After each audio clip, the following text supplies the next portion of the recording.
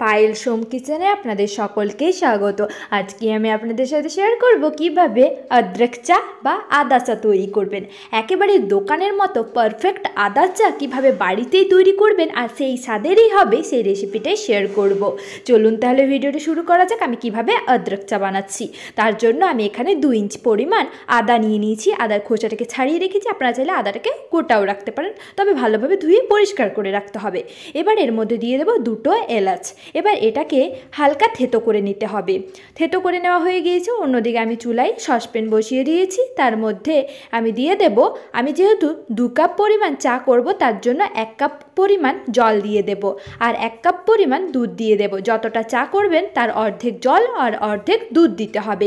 এই জলটাকে খুব ভালো মতো করে ফুটিয়ে নিয়েছি। যখনই জলটা খুব ভালো মতো করে ফুটে উঠবে, আদা আর এলাচ থেতো করে রাখাটা দিয়ে এটাকে মিডিয়াম ফ্লেমে ভালো করে আবারও ফুটিয়ে নিতে হবে, যাতে জলের মধ্যে খুব ভালোভাবে আদা আর এলাচের গন্ধটা ঢুকে যায়। এবার এর মধ্যে 1 কাপ পরিমাণ দুধ দিয়ে দেব। এবার দুধের মধ্যেও যাতে আদা আর এলাচটা ভালোভাবে ঢুকে যায় সে ততক্ষণ অবধি অপেক্ষা করব। দুধটাকে খুব ভালো মতো করে ফুটিয়ে নেব। দুধটা খুব ভালো মতো করে ফুটে গেলে আমি এখানে চিনি দিয়ে দেব। মিষ্টিটা আপনারা আপনাদের স্বাদ অনুযায়ী দেবেন। আমি যেহেতু 2 কাপ চা করছি তাই 2 কাপ পরিমাণ চিনি দিলাম।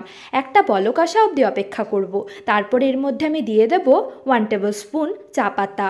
আমি যেহেতু 2 কাপ চা করছি তার জন্য 1 টেবিল স্পুন চা পাতা দিয়ে দিলাম। এবার খুব ভালো মতো করে ফুটিয়ে নিতে হবে। এই পুরো রান্নাটাই মিডিয়াম ফ্লেমে করতে হবে। চাটাকে ফুটিয়ে ফুটিয়ে খুব ভালো মতো করে রান্না করে নিয়েছি। যখনই দেখবেন চা থেকে ওপর থেকে সর টাইপের পড়তে শুরু করেছে, দেখুন এইভাবে সরগুলো পড়তে শুরু করেছে, তখনই বুঝবেন চাটা পারফেক্ট তৈরি হয়ে গিয়েছে। আর চাটাকে এইভাবে করে ফুটিয়ে যখনই ফুটে উঠবে, ওপর দিকে চলে আসবে, তখনই সসপ্যানটাকে উঠিয়ে নিতে হবে। আবারও খুব ভালো মতো করে ফুটিয়ে নিতে হবে। এবার আমাদের তৈরি হয়ে গেল অদরক চা বা আদা চা। খুব সহজে প্রায় 2 মিনিটের মধ্যেই তৈরি হয়ে গেল আদা চা। ভিডিওটি ভালো হয়ে থাকলে অবশ্যই লাইক শেয়ার কমেন্ট করতে ভুলবেন না। আর আমার চ্যানেলে নতুন হয়ে থাকলে অবশ্যই আমার চ্যানেলটি সাবস্ক্রাইব করে পাশে থাকা বেল আইকন প্রেস করতে একদমই ভুলবেন না।